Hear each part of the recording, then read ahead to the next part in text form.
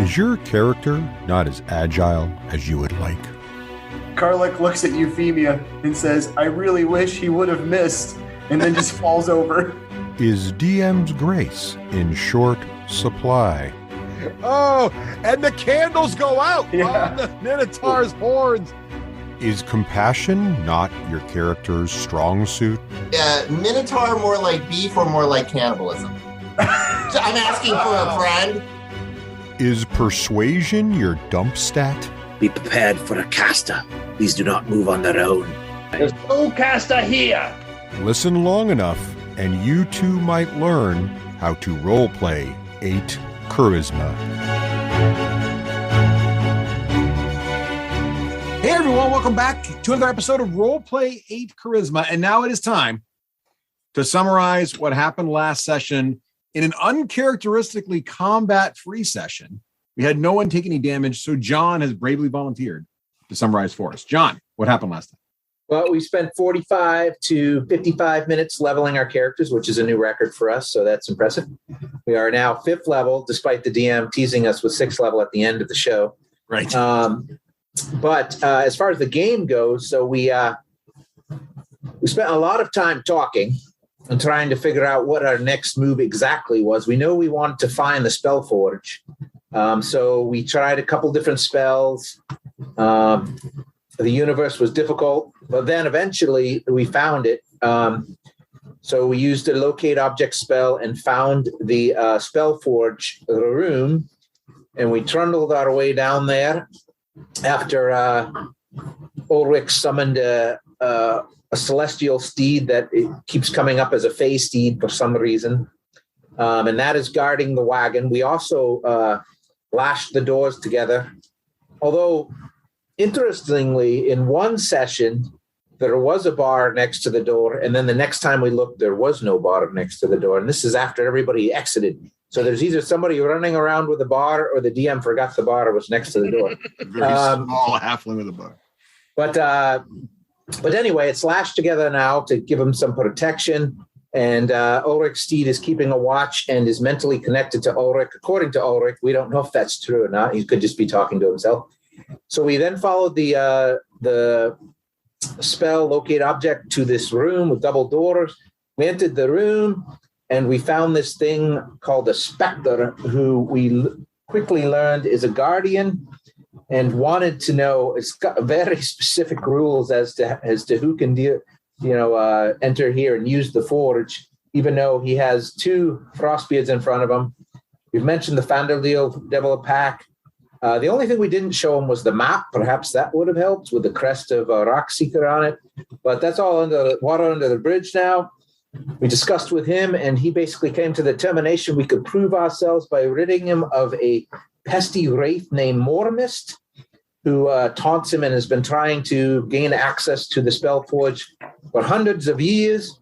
We used another locate object spell, this time courtesy of our elven wizard, Pyric, who then, after discussing with Glorm, which is short for this specter's name, which is Glormonglula or something to that extent. So this wraith, interestingly, not wraith, but wraith, interestingly uses a wooden pipe with platinum binding on it, or platinum inlay, or some sort of platinum thing. So Pyric was able to use that to start tracking it. Apparently, it resides somewhere to the south of this chamber, and every now and then sticks its head in. There was a extensive amount of time spent trying to convince the Spectre that we were here on the behest of the Frostbeards and the Rockseekers, but it came down to doing this quest, basically. Thank you, John. Excellent summary. Take a point of inspiration. That was quite detailed. It's really good. I don't need a point of inspiration, so anybody who wants it can have it. I'll take it. Yeah. I mean, I'll be happy to take it if you don't need it. You can add it to your Lucky Charms. Oh, you be making any racial jokes to me, sonny boy. Always have to be Lucky Charms. Put it next to the rainbows. Quick question. Yes. How many 3rd level spells should I have red dots by? Well, you have 9 spells total, and they can be next to anything. Right. Oh. You could have prepared only 3rd level spells, which will make it difficult once you run out of your slots to cast anything, but you could. So you have 9 spells that you know that you prepared, but you might have a lot more that you know. So you have a list of spells you have, and then you red dot the ones you know that day, which is equivalent to your wizard level plus your intelligence modifier. I happen to have the same amount of prepared spells, and I have like 5 first, 2 second, and 2 third as an example. Okay. I've got to do some stuff. We're going to get off of Cowlick's lawn and give up on sleep. Euphemia would like some time with Ulrich. Oh, one-on-one time with the missus. Don't we have an active locate object spell up? Yes. That little ping you're seeing on the bottom of the screen there is the location that the locate objects is pointing in. No rush, Euphemia, but that only lasts 10 minutes, just so you know. That's okay, Bear Brother. I can talk to Ulrich as we walk. Perfect. Tell me, little sister, what are we looking for? Ulrich, I know Pyric is the master of languages, but I figured you might know being a dwarf. My bow, it talks to me, and I don't understand it, but I get the sense that its intent is not always so good. I can just tell by the inflection, I think it's asking me to do bad things. Can I hear it, Russ? Can I actually hear it speak, or is it only in Euphemia's head? You've never heard the bow speak. Oh. So this thing's talking to you. Is that new, or is that something that you've always had?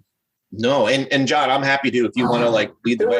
Just walk and talk. Ulrich, you're waking up your mind. I'm supposed to be the one that forgets things. It was the bow from the bugbear. Well, I'm aware of that, but what the one he shot you in the head with a bunch of times? What is this? I'm sorry, I couldn't hear you. My brother's making noise. What were you saying about the bow? What language is it talking in? I'm not sure. I think Pyric might have mentioned it's maybe Goblin. Well, I'm fluent in Goblin, of course, being my natural enemy. Well, second most natural enemy. I glare at my brother. But you know what they say? If you want dinner, do not insult the cook. I look at my brother again. Now, tell me what this bow has said to you. I don't know. I can't speak Goblin. Can't you just repeat the whatever you heard it say? Apparently, he doesn't know Goblin. Ugh. All right. So what? Well, I get that part, but can't he just say like "ooh, gah, gah," is what it said, and you'll say, "Oh, that means bite me." When it speaks to you again, repeat the words to me so I hear what it says. Okay, that's what I'll do. I will stay by you and stand in front of you for in case of danger. Very well. All right, we're done. Move along. This will be fun. All right. Russ, I'm gonna move up behind Ulrich and herd him in this direction. All right. You're gonna hurt him? So what is your marching order going to be as you head towards the ping? Herd him. Being the master of languages and being very understanding of the very level of brightness our paladin is capable of, I look at Euphemia, I smile, and I wink. And I go... And Euphemia shoots the specter. Yeah, I knock an arrow because I'm convinced that means there's combat about to happen. Oh, no. I'm looking around and I knock an arrow. And as I knock an arrow, I guess it worked out. The bow does speak to me and it says, hold on, Russ, I've lost between all my screens. No. Yeah.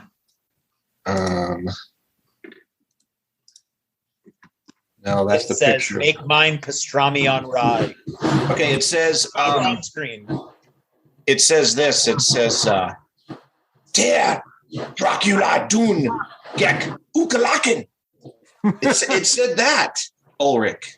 Oh, you're a goblin. I don't know about that accent. You either said, I need to use the banos, or you said chocolate cake is delicious. And those are very similar in Goblin. The hunger cannot choose their food. I believe what it is trying to say is that it might feel that it is in control of you.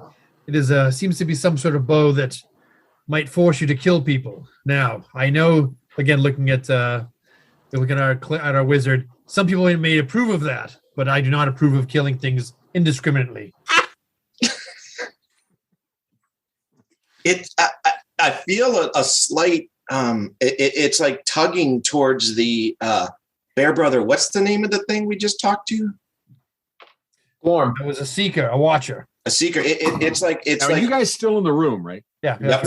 Yeah, its name is Glorm. Yeah, Glorm actually is Glorm. As soon as you draw your bow and knock an arrow, Glorm glares at you with several of his eyes, and then the other eyes are glaring at everyone else. Why don't And we in take all of this your time- heads, you hear, "I thought we had an accord." Oh, we do. We're on our way out. Ulrich, start walking, or don't start walking. Understand, Glorm. We are knocking this bow not for you, but for your enemies. I will return to reclaim my rightful heir, my rightful birthright. 1, 2, 3, 4, 5. Which way are we going? Everybody queue up behind the The happy dwarf. there, Ulrich. That's right.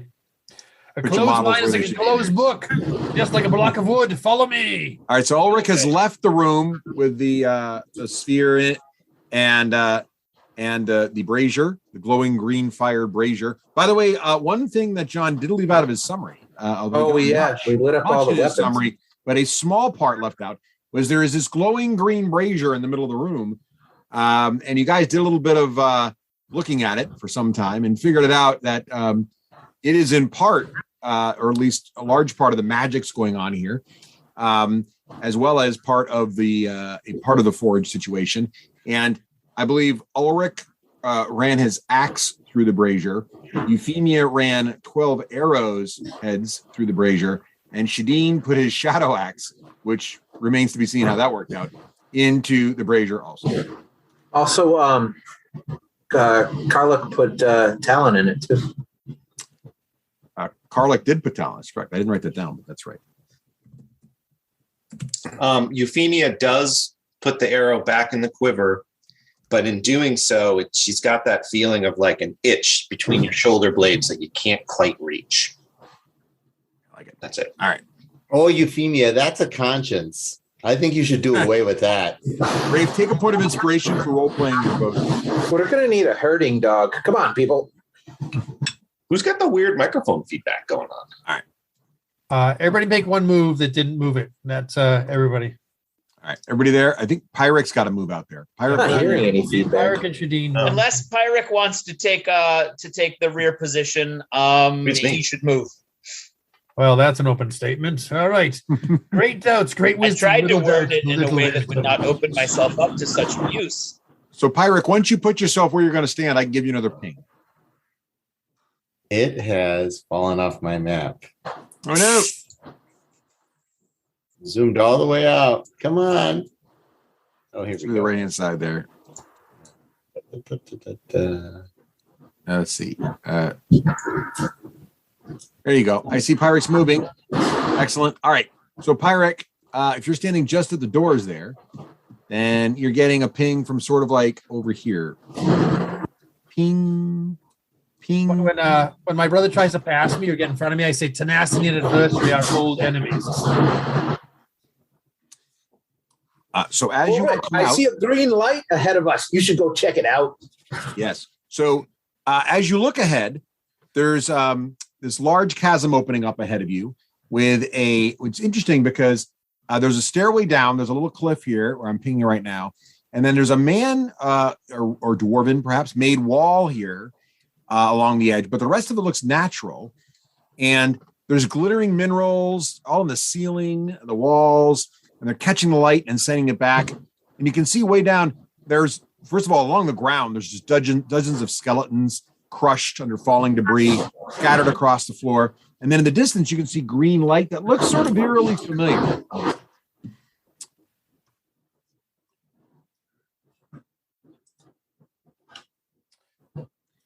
And Pyrrhic, you're sensing magic, both sort of arcane magic coming from where you were, the room with the brazier in it, but also there's light feelings of it ahead of you as well. Not as strong as from the brazier room, but ahead of you as well. What was the name of the undead sorcerer we're interested in ending for? Is a wraith, and his name is Mormist. Yes. Mormist. Or mist. Ulrich, why are you walking so slow? You can move again. Can we take another move? Yeah, go ahead, Ulrich. Make another Because move. last time I did this, Russ said, I'm blocking you because you moved too fast. Yes.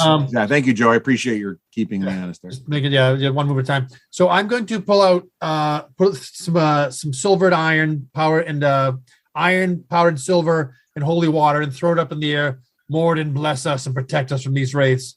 And I cast protection from good and evil on myself. And then take my next move forward. And my next move forward, because I now have my awesome boots, is a 10-foot move. And then I jump down to there. And then move 5 feet. As you jump down, do your boots float or they're just fast? It allows me to move 30 feet and allows my jump is just it goes 3 times my normal jump. So I'm able to jump 3 times my strength score without having to make any checks. Got it. So as you jump down, as I may have mentioned, there was all these bodies down there with like falling rocks on them. So as you hit the ground, you jump. There's like a little thump, and you make a perception check. Perception, sure. I can do perception. Yeah. Is anyone else getting this sound like somebody's moving something heavy? Yes. Yeah, like someone's rubbing a microphone. Rubbing their mic. I can honestly say it's not me. All right.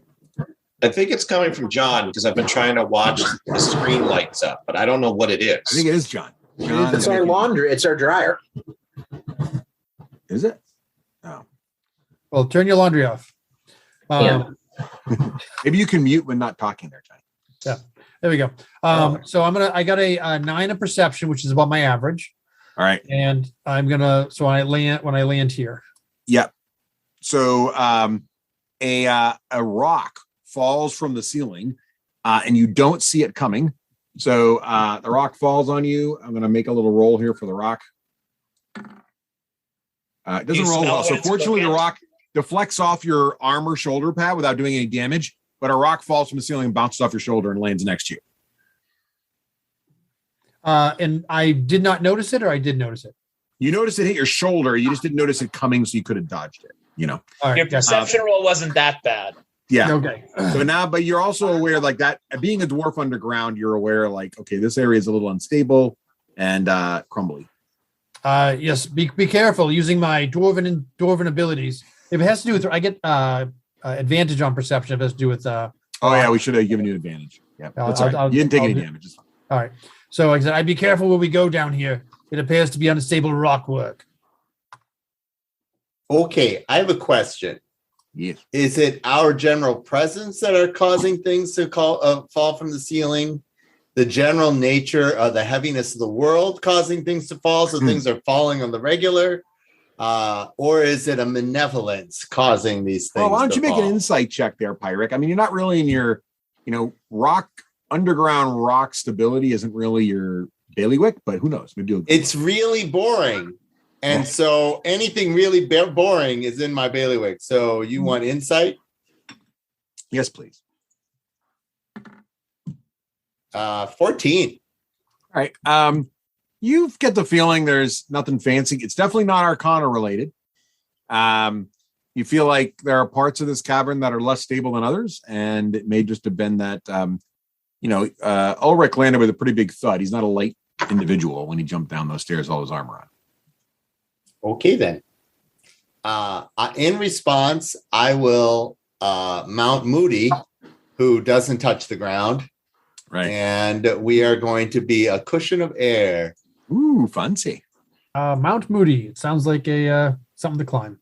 Absolutely. All right. Moody, you're the best. I would be aware that there may be things throwing at us from the ceiling or dropping on purpose. All right, so everybody move to where you want to be after Ulrich's last move, and then we'll have Ulrich move again. Karlach, I'm sorry, you're falling a little bit far behind there. Karlach, where do you think you are right now?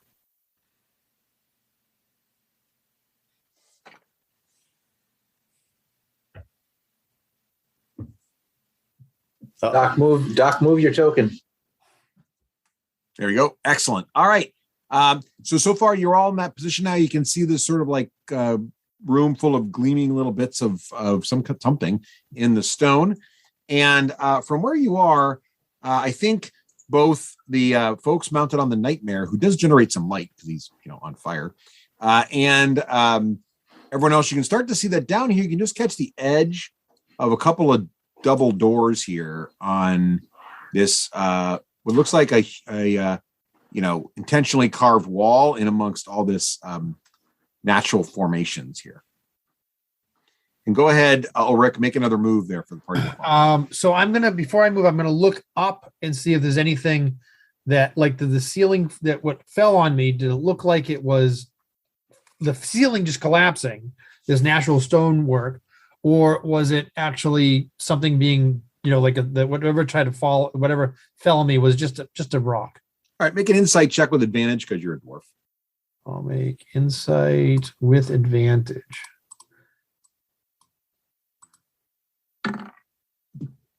10. Not your best work. You're not really sure. You're not really 100% sure. You feel like it probably just a falling rock, though. You're feeling pretty good about it. All right. Well, in that case, I am good to go. So I'm going to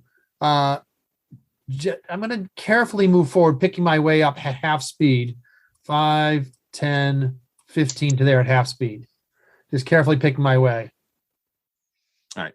As you move up, you can see that down here ahead of you, Ulrich, these doors are ajar. And make a perception check. They're cracked a little bit. Yeah. You always give me my tough ones to make. All right. Oh, 18, baby. I know. Nice. Okay, I'm going to tell you a little more, but before I do, I want to see where everybody else is. So everybody else, you are presumably following Ulrich in real time. So go ahead and put yourselves where you are right now as Ulrich. Russ, before I advance up on Ulrich, I'm just going to check out the ceiling too. Okay, make a insight check also with advantage because you're a dwarf. And just remember, this is all the fungus down, but the fungi down below us too. 24. Yeah, you're certain it was just your idiot brother jumping too hard on the ground. Don't know what he talks about. I don't say anything. Sometimes you have proven wiser than me. All right. And Pyric, where are you and Moody? Staying up there, or are you coming down with it? Moody's very intimidating, so I'll help her right around here. So, Ulrich, you notice the doors are ajar, and the room, you can see inside these doors, and you can see it's dark in there still, but you have your dark vision, but you can't really see into the room because the double doors are just barely open. But you can hear some noises coming out of the room, some conversation in common. And one of the voices says, "So, what are the inventory of our defenders destroyed again?" And it's this very whispery, husky voice. And there's another voice that's a little bit same, also whispery, but a little bit higher pitch. That'd be, as I mentioned, 3 ghouls in the barracks area. You hear a little groan. 7 ghouls over in the mess hall. You hear another groan. 12 or so of the zombies, mostly the dwarf ones. Another groan. 9 of the skeletons. Another groan. The 2 flames. What? The 2 both of the flame skulls? Yes, both flame. That took me 20 years to create each one. Yes, sir, both of the flame skulls. Oh, and I'm pretty sure they got the Sturges. Haven't heard a peep out of them in some time. What about the Orca jelly? Still there. And they're continuing this conversation. It's continuing on as you're listening. All right. I think we found the source of the undead. I whisper back. I realize it's my brother, and then turn the other direction and look up to the Minotaur.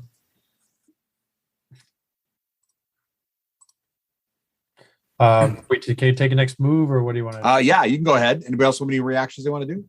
Well, really, it's Ulrich and maybe Euphemia. Go make a perception check as well. And actually, everybody right behind Ulrich can make a perception check. So Karluk, Euphemia, and Thalric can all make perception checks because they're close enough to hear this quiet conversation. I'm not close enough. 24, the theme of the day. All right. All right. So Thalric, you hear it also. 7. Looks like that was it. Everybody else got kind of not so great. Yep, I'm just following Shield, brother. All right. So Ulrich, where do you want to move now? Oh, it's time for party. All right. 1, 2, 3. I don't know if can I see in the door? It's cracked. You can try it. Now you're are you trying to be stealthy? I'm just going to barge in the door, Russ. So let's just do it. All right. You hear a chair start to slide a little bit, and you hear a voice say, "I hate it when you affect that you have mass." And what do you want to do, Joe? I'm gonna kick open the door. I got still 50 feet of movement. I'm gonna be like, "Behold, I have returned, died, undead." And I'm assuming there's undead there anyway. Yeah. So what's everybody else doing? You guys just watching Ulrich do this? Well, I'll follow him. Okay, put yourself where you are. You're watching your brother walk forward. You kind of know at this point what his operation is going to be in this situation. So can we see through the door or no? When he kicks it open, you can, but not until then. And I'll describe it to everybody based on where you are. Shadeen, where are you going? So you're seeing the nightmare. We're putting ourselves in lightning bolt formation. Fireball. Yeah, that'd be great. Stick here. I'm looking up here, making sure nobody sneaks up behind us. Yeah. For those listening, the party is lined up 2 squares abreast right in front of a double door. It's great. All right. So you kick the door open, and what did you say again? I'll work. I'm sorry. I go, "Behold, I have returned, and your sturges were not the last of the things that will be rid from this dungeon. Now die, undead." I just added the rest in there. It sounded cooler when I did it. So in the room, as you look and sort of assess the situation, and since Ulrich just sort of kicked the double doors aside, because he wanted to make a dramatic entrance, I'm presuming, you all sort of, and most of you are lined up, so you pretty much all see this situation. So the room itself is in terrible condition, and there's like dust and ash and blackened walls by fire. There's debris everywhere, sagging ceiling. It was blown apart by some kind of destructive blast way in the past. There are tables and chairs and bookshelves. They all were charred, but then it looks like they've been sort of semi put back together in some kind of manner. And there is now sort of a collection of objects around the room that have been sort of assembled, obviously more recently than the destruction here. There's what looks like a pretty nice chest over here. I'm going to ping in the corner in pretty good condition. And then in the other corner, we can't see anything. The doors. Yeah, sorry. Get rid of the doors here for you. Go boop. Now you can see. No, I can't. Now you can see. Okay. So there's a little chest over here in the corner. And then there is also right here on the left-hand side, you can just make out the edge of a very nice desk. There's some books on the desk as well. There's a sheet of paper sitting at the desk. There's actually 2 people. There's a fine chair here with this, what's being pushed back, which is sort of weird. It looks like the semi-ethereal creature in it is sort of pushing it back as he, she, or it tries to stand. And to the left of the desk is another creature that looks sort of similar, but is a little different hue, sitting over here as well. And the one in the chair sort of stands up and says, "What is the meaning of this, dwarf? And who is this we that has returned?" "I am Ulrich Dane Frostbeard, Paladin of Moradin, claimer of this, my home, my rightful my birthright, the Echo Wave Canyon or cave dungeon. Where we are, and I insist you leave here before I banish you by the might of Moradin." Role playing 9 intelligence right there. You start to laugh. Wait. It's a rock seeker. They've returned. I said Frostbeard.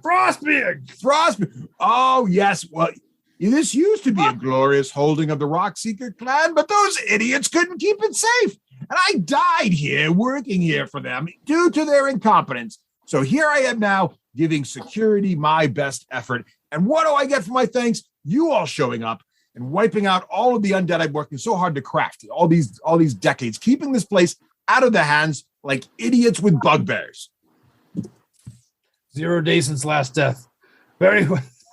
0 days since you have been summoning undead up on these hallowed halls. What used to be that of the great dwarven mines.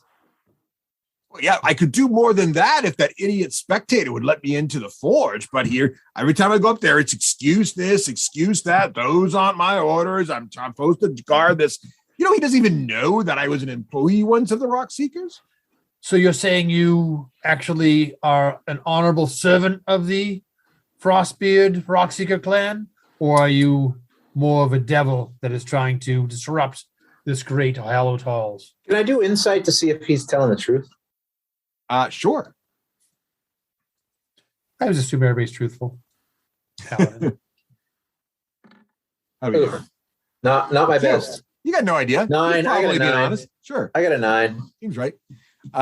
So close to a 20, and then it filled. And then it wasn't.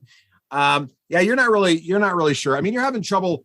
Honestly, you're having trouble trusting anything this guy's saying because he's basically an abomination to nature. Skeleton floating in a black garb who looks like he just wants to literally suck the life out of you. So it's really hard to relate to this creature or give it any sort of decent intentions or worthiness to its existence, quite frankly, from your point of view. And do they look like the same creature, these two that I'm looking at? They look a little different, actually, now that you mention it. So this guy, let me give you a little picture here. So this guy, I'm going to try to fix up his little thingy here so I can share details. I meant to do this earlier and I didn't get to it. So this is a little picture, sort of a nice headshot here from of Mormus here. There he is. Oh, there he is. You see him? That's him. So that's the guy that's standing, floating, standing next to the chair, the lovely chair.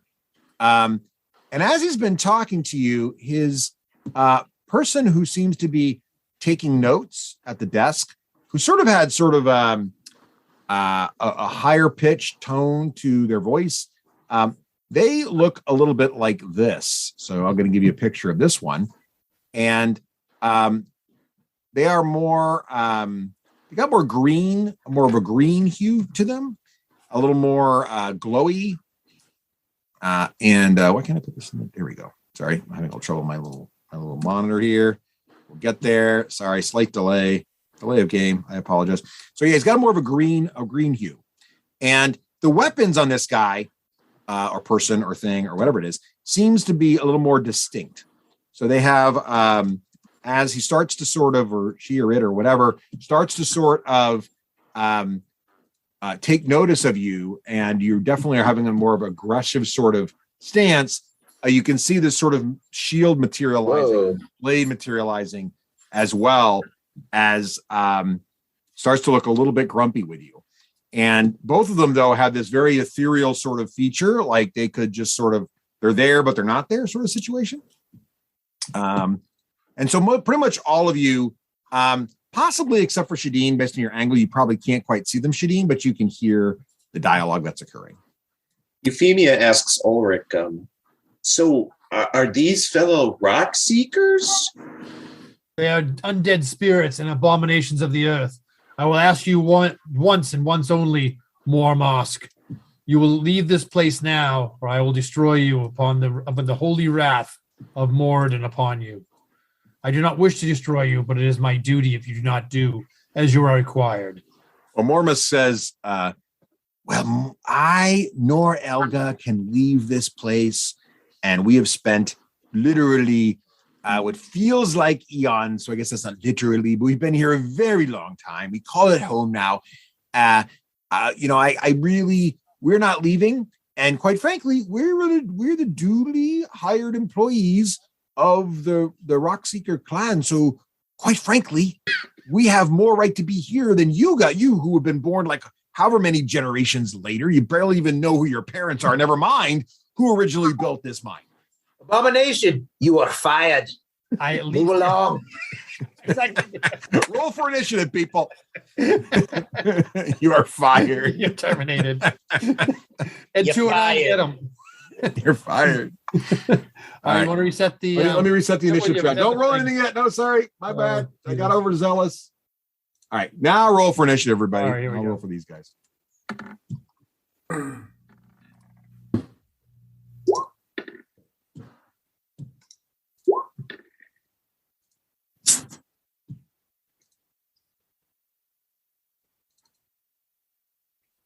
All right.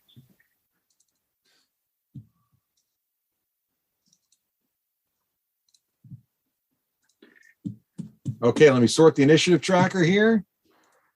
And I want to start with the top of the initiative tracker here, which is Thalric. But before we start with Thalric, I don't think we've heard a peep out of Doc all evening. So, Doc, what is Karluk thinking right now at this very moment? So, Kalik was going to cast Detect Thoughts and move forward and try to assist with what was actually going on here. He was trying to think of a way to like calmly interrupt Ulrich and let him know his plan, but he never found a good moment. And so now he's standing here a little bit frustrated and like, well, you know what? Combat doesn't sound so bad. All right. Well, you might have an opportunity because you are second in initiative, but Ulrich's brother did win initiative. So Thalric, you have won initiative with a 22. So what are you going to do? 1, 2, 3, 4, 5. Just because you rolled for initiative, you don't have to fight, but feel free to kill things. I'm just throwing it out there. They're abominations to nature. I'm sorry. I cannot fair let them survive. Can I have a moonbeam token, please, sir? Moonbeam. But I need you to sing the song. I'll throw it up here. I don't know the song. You got to work on that. I find your services no longer required. Good So one. it's a- Good should one. be a Good one. 10 Too foot- bad you didn't say that one. It's a 5-foot radius, so just a 4x4, so like a large person token, a large figure token. And I'll have to drop my other spell here, so I'll get rid of that. Let me give you control of it, and then you can move it wherever you want. Yes, sir. Thank you. All right, John. The moonbeam token is down. Feel free to slide it around.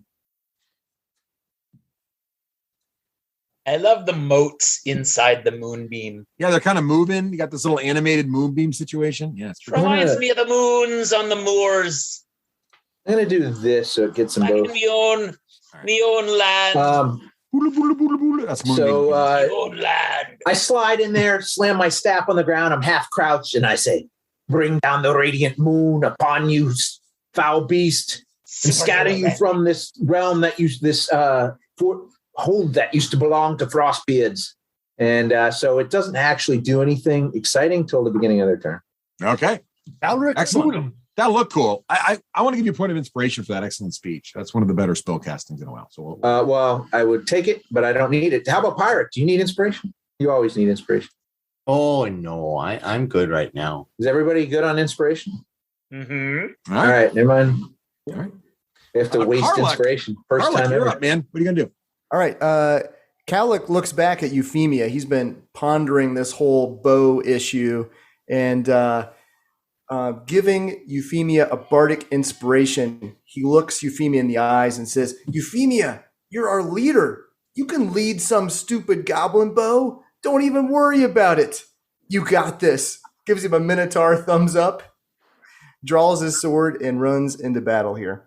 That's my boy. He's going to move right on it. I'm going to go right into this corner right here beside this giant spectral guy with the shield. Well, there's a desk there. You're standing on a desk. So you're going to jump on top of the desk? Kalik is an excellent pupil. He knows exactly what to do with the desk. He just leaps right up on top of it. Give me an acrobatics check, Karluk. This is going to look awesome. I feel good about this. Kalik lives for acrobatic checks. Here we go. Yeah, who doesn't? Plus 5, 12. 12. That's good enough. It's not that hard for a trained warrior like yourself to jump on a desk. Now, it's like slightly old. Yeah, the desk is not really living its best life at this point. I mean, it works fine for an ethereal thing that doesn't have any weight or mass to it to sit in these chairs and write on this desk. But unfortunately, you don't. So the desk starts to collapse. But because you rolled a solid 12, the desk collapses under you, but you navigate down very nicely and you're still able to do a full action. Nice. All right. However, books start to spread everywhere. And Karluk, make a perception check. Oh, as the books start to fall. Yeah, I look at them because I think, wow, Pirik might want to read these. I don't want to step on an important one. Roll an 8. Now the books just fall everywhere. It's probably not important. And the desk cracks under you, but you're still ready to. You just like crush that thing. Mormusk looks aghast. Oh. All right. So what are you going to do, Karlak? How are you going to attack? I grab my long sword, double-handed grip, and I go to pierce this undead fiend who's been he's being removed from the work site here. The one that's got the glowy green one. Yeah, the glowy green one. Yeah, is not. Wow. Got a 20. 20 will hit. That would be 9 damage. Does it do anything extra cool because it was in the green flames? Yeah. So you feel like actually it is doing +1 damage. It is a +1 weapon right now. Oh, okay. Well, beyond it's already whatever it already was. Yeah. Okay. Oh, so it's an additional +1. Yes. Oh, so nice. So it's now a whatever it was. Was it +1 before? So now it's +2. Now it's +2. Yeah. That's a 21 to hit. Yes. So that is and extra damage too. Don't forget. So, you feel like it should. You feel like it's the creature's like your weapon won't what, and it starts to slice deep into its form, and the creature kind of pulls back from you, and not in a happy way. So, what's your total damage? 10. 10 damage. Yep. And Rafe, Euphemia's bardic inspiration. It's a D8 now. Oh. You can use it for attack rolls, damage rolls, and saves and skill checks. You can add it. You can roll that die and then add the number rolled. Yep, a creature that has the die. Can I choose when to roll it? Like after I roll to hit? I'll throw it in the chat. To a roll it just made.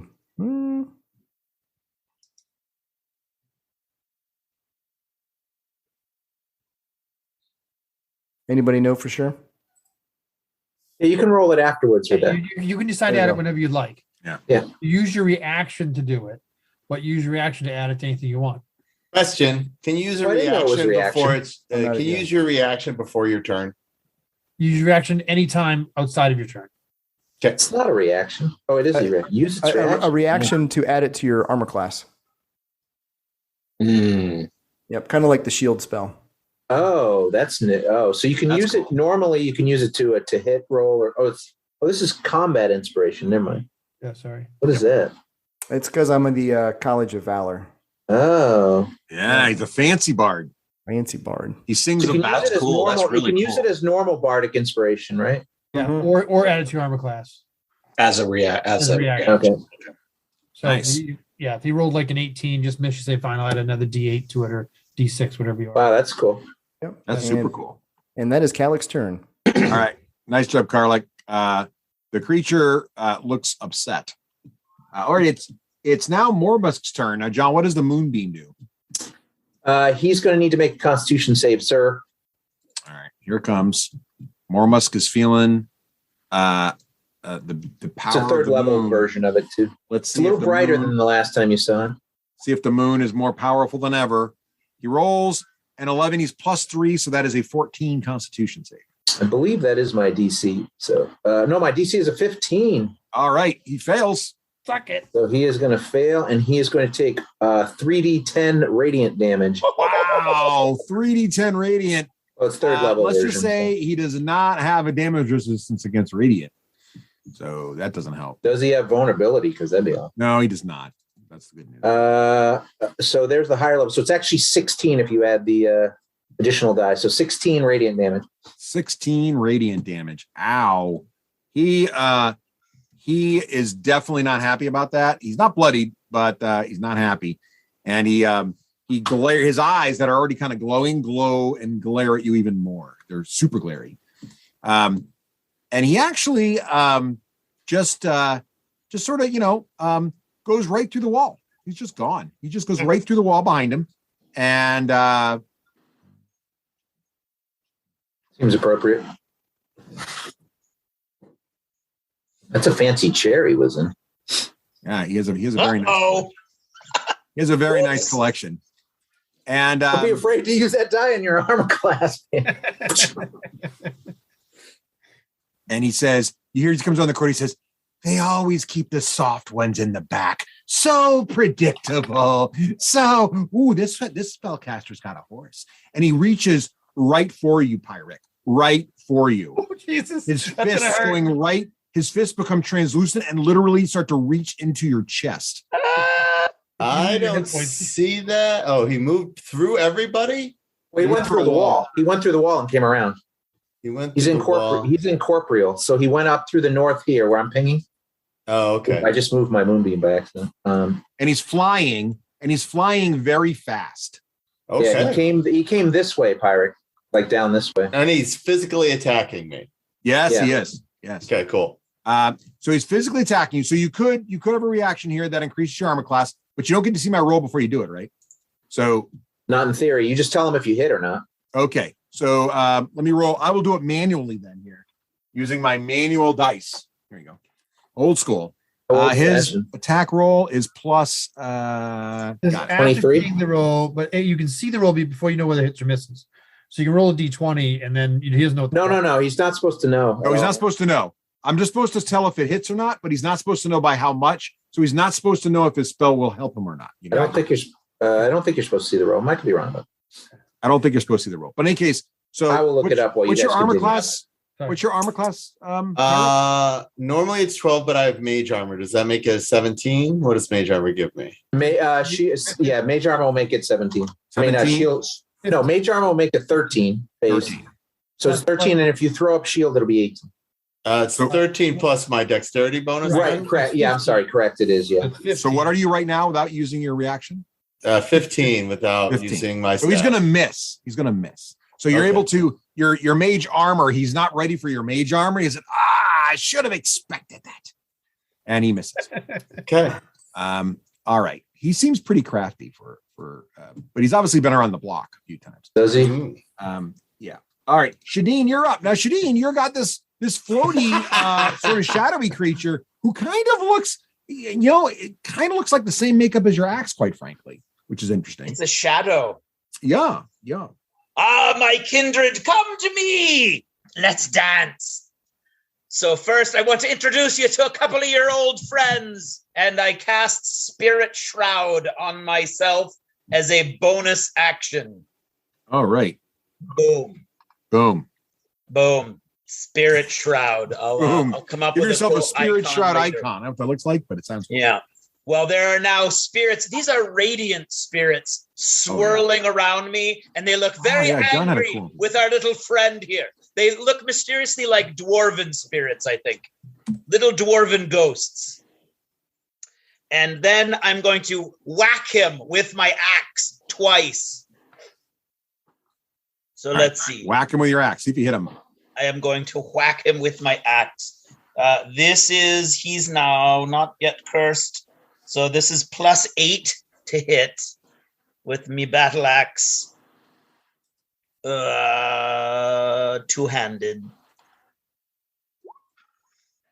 10. So that's a miss. Right. And I do that again because my shadow axe thirsts for whatever this thing's got pumping through whatever it used to have for veins. Yeah, right. Yeah. Oh. All right. Well, on the plus side, I was able to give you little shadows, little spirits there. Well, that's good. Oh, I'm sure what that was. But on the downside, he easily evades you too. And you think you're pretty sure, you're not entirely sure that he snickered, but if there was a snicker, he did it. Yeah. All right. Ulrich, you're up. And you got this guy. And make a perception check, Ulrich. Well, you saw him. I'll allow it. Go for it. No perception. Okay, well, I can't. Yeah, you got this. All right. He goes, you're much uglier up close than you were far away. I'm afraid it's time for you to go. I'm going to step up here using my good friend Shadow Child as for a advantage attack on him. I lift Hugh up. He goes, may Morden smite you to the hell you deserve to be in, more undead. Yeah, not today. But I'm going to go. He rolls a natural 3, so that's probably a miss. That's right. You're lucky that Morden gives me second chances all the time. I might take my second attack. Give me a minute. I'm back. 21. That will hit. Okay, I'm also going to use a first level smite on him. So nice. It's actually 22 with the thing for to hit. So it's going to be 16 for the regular attack. Yeah. And then he's going to take a second level smite. Did I put the smite in here? Thought I didn't put a smite. I should put it in here. Okay, so I don't have it there, so I'm just going to roll the dice. So first level smite is just going to be 2d8. There's 2 more d8 radiant damage. Yeah. We'll take another 5 radiant damage. So he's going to take a total of 21 points of damage. Oh my goodness. There's like this flash of light, and like it looks like big holes just appear in his body where spectral energy used to be. And he is just like looking like he's in really, really bad shape. And he's just, I don't know if bloody is the right word, deteriorated. And he's just looking at it, and he just screams in agony. And I can't decide if I am upset with you or hungry for my release. Well, I tell you, you should have taken my offer when I told you to leave. All right, Pyric, you're up. Using Flaming Equestrian, I'm going to take a defense action, basically planting Moody hooves and teeth between me and the wraith who wants to consume my soul. Mm. And then I'll be prepare a reaction if he does something. Okay. So you're just kind of pivoting a little bit?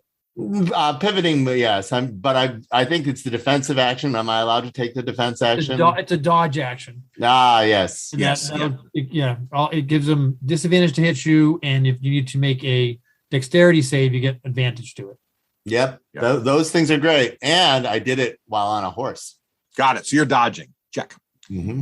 All right. Excellent. It is now the creature that is standing in the moonlight's turn, the other one. And it's the start of their turn, right, John? He's got to make this thing? Yeah. Yes. All right. So he's going to make his Constitution save. Constitution saving throw. Here it comes. His plus is plus. His guy's +4. He's a little stronger. He's going to make it. So he's going to 18. He stands it off. Oh, he's going to take half of it. Okay, half of it. Roll it. So he's going to take half of 14. So he takes 7 radiant damage. All right. Ow. And then he, or she, or whatever. They. Yep. Oh, this is interesting. So, yeah. So this thing, like, it takes out this sword sort of appear in its hand when it was standing up, and now it's fully formed, this green, glowy sword. And in a quick schnicker-schnack sort of motion, it quickly double swings on Karluk with lightning speed. And so, Karluk, you take the first lightning speed blow here, and it is going to roll a natural 1. So it just misjudges where you are, Karluk, and I will give it will automatically miss with its second attack because it went. I don't know how exactly a spectral creature goes off balance, but he did.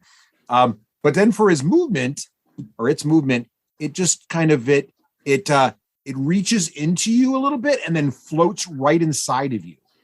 And so it ends its movement literally inside of you, Karluk. Oh, I have to kill Karluk to get it out? Great. Like it's in Karluk right now. You can see parts of it sort of sticking out, but it's in you. And Karluk, it just feels like it's just like just eating at your insides while it's in there. It just does not feel good. Me. Beetlejuice. Does not feel good. And that's his turn. So Kalik, now it is. Here we go. Kalik at first feels good. He's got his sword out. He's like, "You dare cross blades with me, spirit?" Easily block the first attack, but then the spirit is inside of you. Yeah, my head starts to itch, like something really bad might happen, and then the spirit walks inside of me, and I'm like, "Oh my god, help me, Morden!" You want me to moonbeam you for your own good?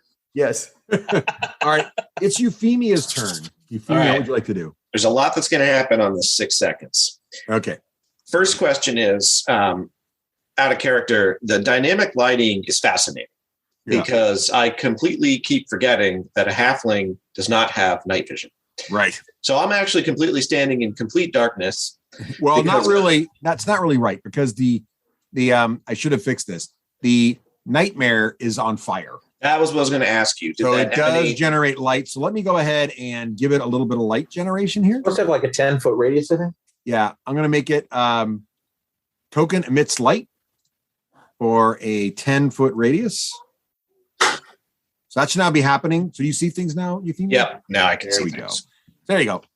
Okay, but Catholic emits light too, even though I'm in the other room. Well, no, that's where I was going to go with that, Calic, is that I'm going to stick to my original plan, even though I'm now in light, which was to follow Calic into the room because Calic has the lights on his horns. Yes. And so I'm just going to go continue with that methodology. Rafe, we've got Karlik set up to emit light, right? You see it? Yeah. Karlik's been emitting light. That's how I normally can see. I forgot to turn it on for the nightmare, which is another bonus of the nightmare. All right. My moonbeam is dim light too, but you have to be in it. So Euphemia, as you start to walk towards the room, yes, you hear a voice in your head. Now, no one else hears this voice.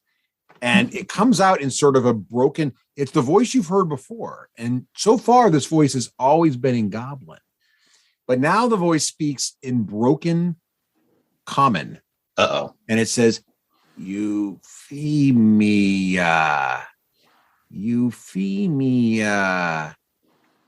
Kill Euphemia. Yes. Is that kill, comma, Euphemia or kill Euphemia, period? I got. And without realizing it, Euphemia says, she says, Nalar Dradun, Odun Magan, Yukalgan, like kind of whispers it. And Thrall hears it. Of course, he doesn't speak Goblin. He doesn't. It's like parcel tongue. You don't know you're speaking. Yeah, it's like parcel tongue. I don't even know. And I take the bow out and I aim it at Karlik. And at Karlik? Yeah, at Karlik. Okay. And because that's where the specter is. And yes. And can we see it at all, or did it disappear inside Karlik? It's like it will make a Thrall, you're right there. Make a perception check, bro. I'm like my question, I guess mechanically, I was wondering if you can attack at it or only at Karlik. We're about to find out. We're about to find out. Make a perception check. Yeah, right now it looks like Karlik's just standing there. Ooh, nat one. Yeah. So you get a. You can't see anything. Yeah, you got a red card. Sure. Why don't you give me a card? I love those. Well, Russ had said that we saw it like flickering in and out. Right. You get a red card, John. So take that. But basically, you can see. If I don't want it. Like it doesn't. I don't want it. You can't. It doesn't really fit inside a Karlik. Like Karlik's big, but it's just. It's not like trying to. It's like they're coexisting in the same space right now, and it's sort of inside of him. But Euphemia, you don't get the feeling you can attack either Karlik or the creature. Yeah. But as soon as you say those words and aim the bow, you can feel your eyes like super lock onto Karlik. Like you're like, oh, I got this shot. Yep. He is so dead right now. I can easily one-shot him and take care of this whole problem. I should kill. This is exactly what I should do. Yes, and I wanted to describe that. Hang on, Pyric. And then my hand floats up, but then Euphemia kind of wakes up a little bit. And and while that's happening, Ron, did you take that card? In my itch in my back. I had something to say about that card. What are you saying about the card? Sorry, Rafe. This is the pirate card. It says this card may be played against you by the GM at any time for the following effect. The next person you interact with takes an irrational disliking to you. Oh, there's nothing irrational about that. Yeah. Put that in your hand. We'll go ahead, Pyric. That's the 8 charisma card. That's the 8 roleplay charisma. Go ahead, Pyric. What did you want to say? So so roleplay out the situation with the bow. I love it. All right. Well, Pyric had his hand up. Do you want to interject? Yeah. Euphemia's accent's terrible, and she said sausages made of cockroaches are extra spicy, and I don't really understand. Nice. Yep. So Russ, what I'm going to do is when I'm saying those words, I do notice the itch in my back goes away. But again, Euphemia shakes it off. So what would be like a willpower test to make sure I don't shoot the arrow? Oh, yeah. You can make it would be I think it's wisdom, right? I think it's okay. Wisdom's willpower. So I'm going to spend my inspiration to make it wisdom saving advantage throw, I guess I want to pass. I want to pass some sort of test. I don't know, to not shoot. Go for a wisdom saving throw.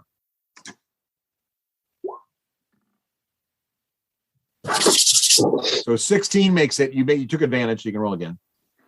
18. Yeah, you did well. So you realize what your intent was, but then you also realize that you're definitely going to hurt Karluk if you continue. So you stop. So I don't let the arrow fly. Right. I then back up.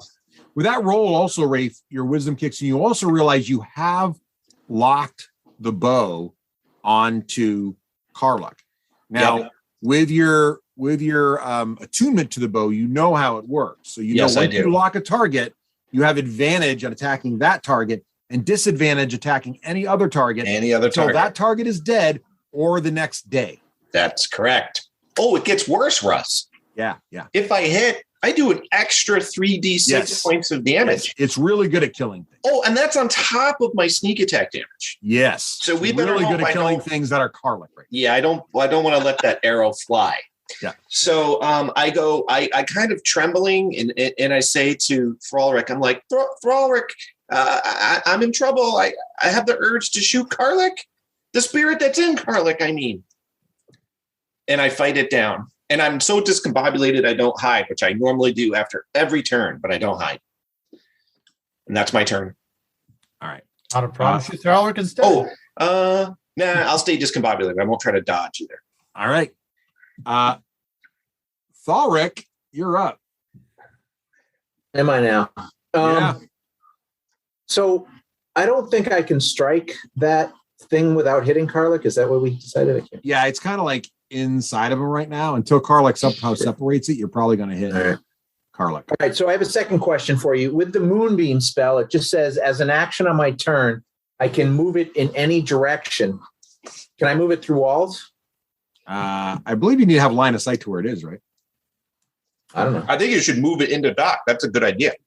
Yeah. Well, it's going to hurt Doc. I'm pretty sure spells need line of sight unless they say otherwise, so we're going to go. Does it hurt a friend? So the way they work, I actually found out. Remember the question that Pyric always had, now that he's not here in the screen? Yeah. But he always said it doesn't say, it says any point within range. Right. The way it actually works is you can pick any point within range when you cast a spell, but if there is a barrier in between you, it stops at the barrier. It actually casts at the barrier. Right. I don't know why they word it that way instead of line of sight. But basically you need line of sight. So all right. Well, I'm gonna move it up on here, and there's like parts of him flailing, right? Yeah. Out of Doc.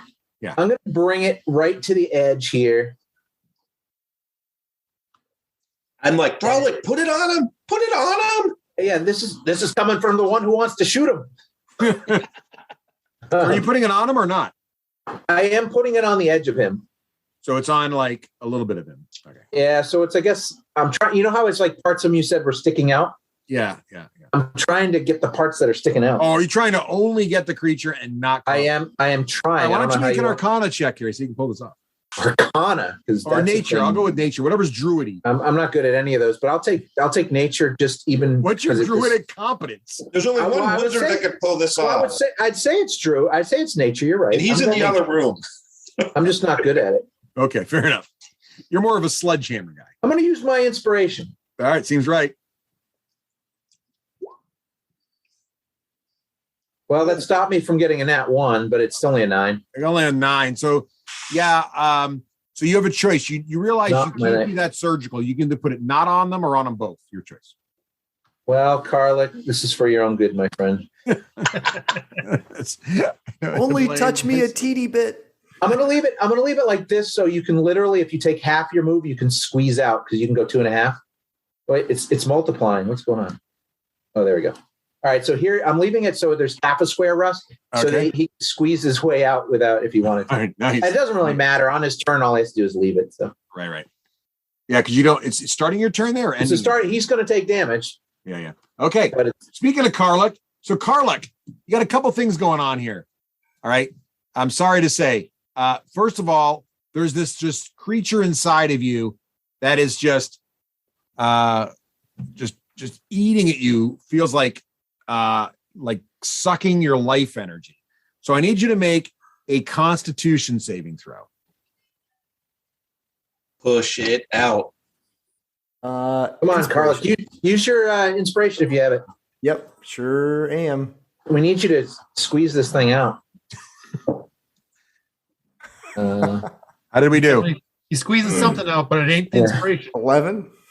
11. I'm sorry to say that 11 is insufficient It's freaking cocked for a up. creature of this evilness inside of you.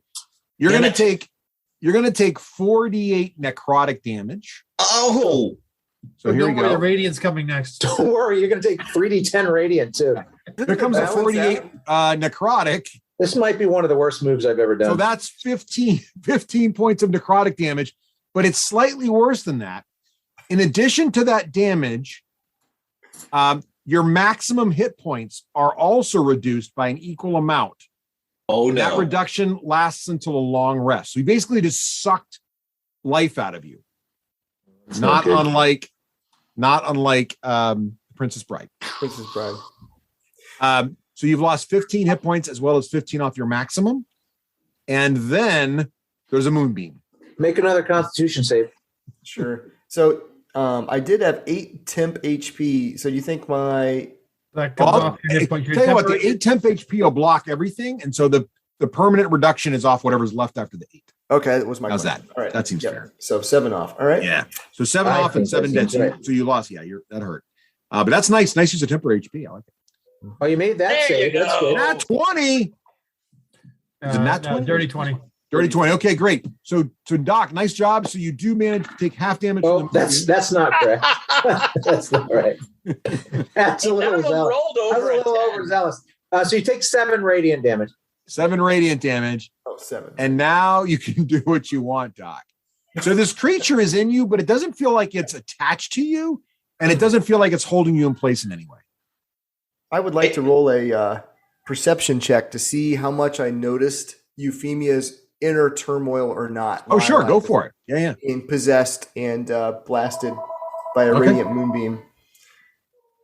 Russ, did that creature take the radiant damage too? Can we It tell? happens during its turn, so not yours. Yeah, it happens on its turn. Yeah, not on Right. Doc's turn.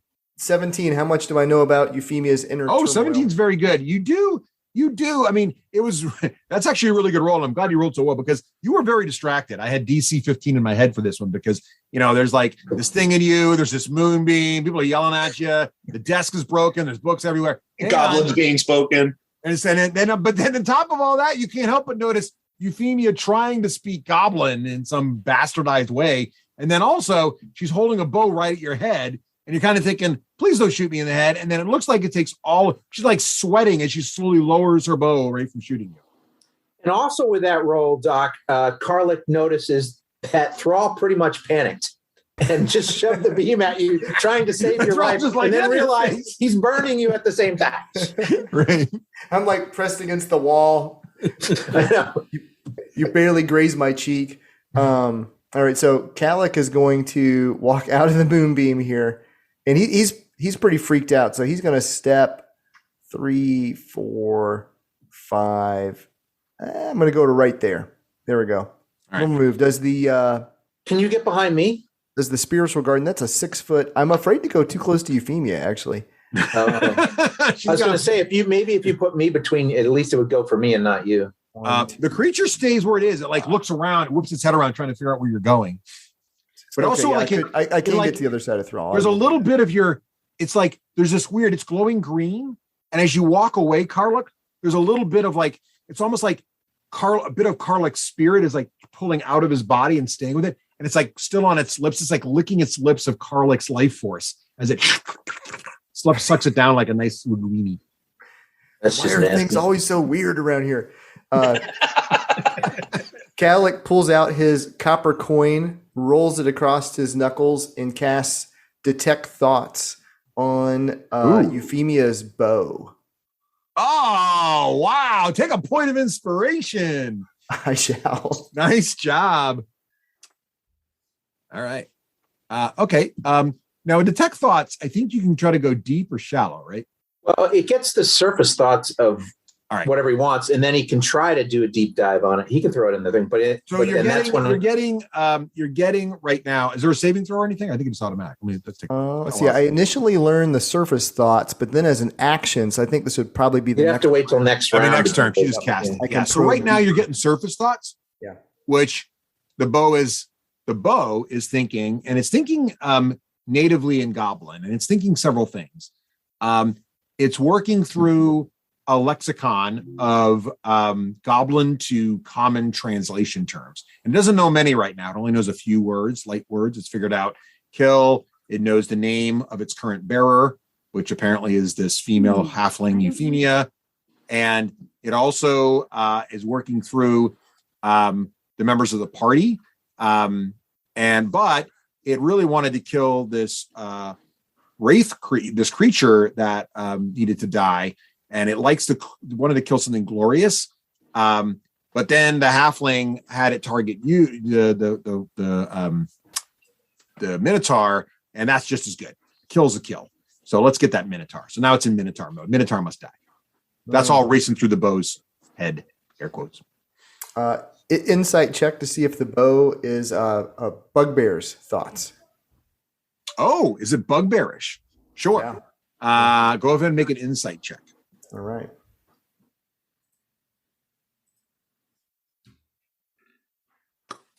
20. Oh, that's really good. Well, so bugbears are goblinoids too, but it's really a goblin crafted weapon. With that's you kind of getting really deep goblin vibes, and the accent is very goblin. The accent is not bugbear. Most of the major goblin creatures have sort of an accent on how they speak goblin, and this is very goblin, not bugbear sounding. Thrall, that bow it's trying to learn our language, and it's definitely of goblin make. I think it's trying to take over Euphemia, and well, I think Euphemia might try to kill me. And then I try to get down kind of behind Thrall a little bit. Euphemia's like crap. We've already got enough problems. All right. Anything else, Karlik? That was a great turn. If only we had a holy warrior that could banish these things. All right. Okay. It is the Wraith's turn. Russ, can you add 2 hit points to him? I did 2 extra points I shouldn't have done to him. Oh, thank you. +2. He's feeling a little better. He thought he was worse, but he's great. I'm sorry. All right.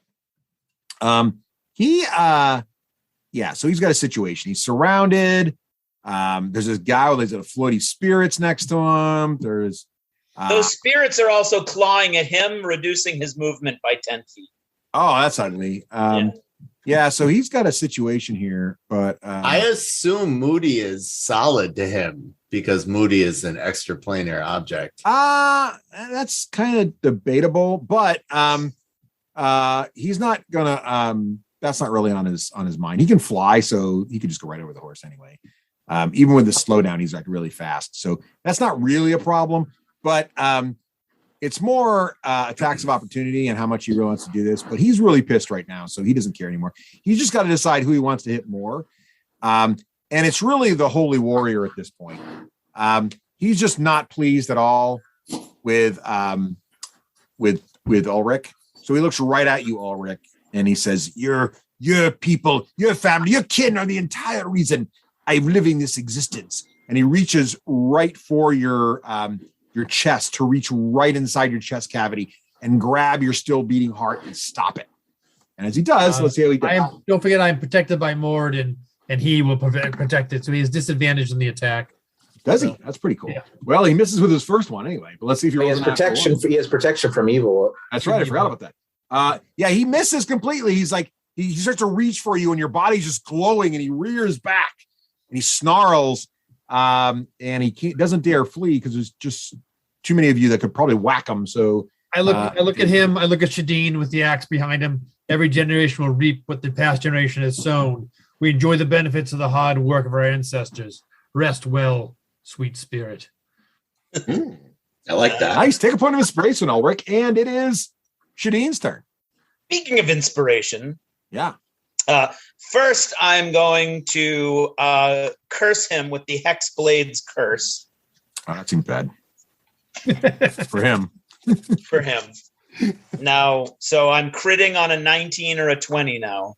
Oh, nice. Among other things. Yeah, you why get not? Advantage because I'm there now too. Don't forget. I have advantage because you're flanking. Yeah. Oh yeah. Well, in that case, I'm giving you advantage before.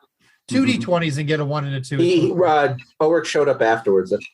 Oh, no? Well, maybe he didn't. I don't know. No, I think I missed that trick. Okay, anyway, so with advantage, with a big giant shadow axe and a bunch of dwarven spirits swirling around my head. That's not 16. That 16 is actually a 20. That'll hit. All right. So the damage is 1d10 plus 1d8 plus 8 because he's cursed. Nice. So, now, unfortunately, putting your shadowy axe inside the brazier did not seem to help it. No, but it counts as a magic weapon anyway. Well, that's good because that would be helpful in this situation. Yeah. And so there's the d10. Yep. And there's the d8. So that's 13 plus 8 is 21. Ooh, your axe comes down hard and slices him right from the top of his little head all the way through his spirit, which already has gaps in it thanks to earlier attacks. And he just screams, no, and he's gone. My axe screams, no, I have one more attack. You can still move and attack. Your second attack. Everybody's weapons are talking now. So in that case, but so 1, 2, I'm running, not really running game mechanics wise, but 3, 4. I'm gonna get hurt by the stuff. I spin around the corner. Moonbeam. Frickin' moonbeam. Frickin' moonbeam. He's coming out. Don't worry. He'll come out of the moonbeam, but you can't hold the partial action. So.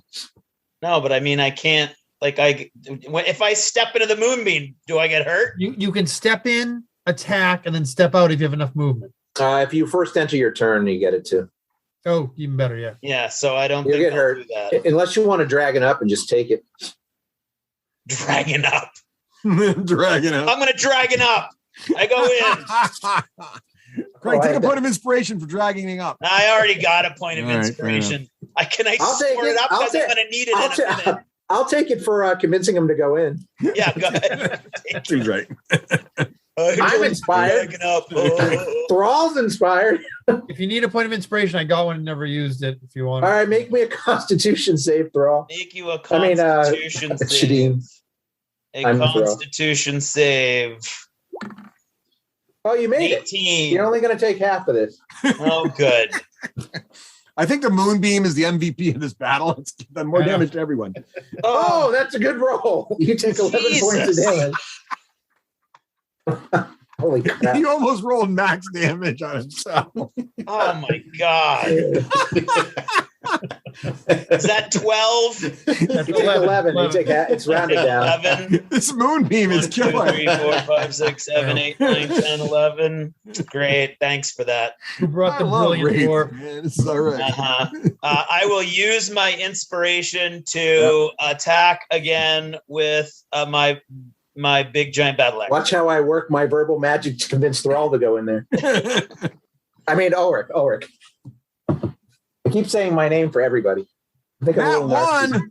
Oh, yeah, but that was with advantage because I used my inspiration and it ultimately ended up as a 19.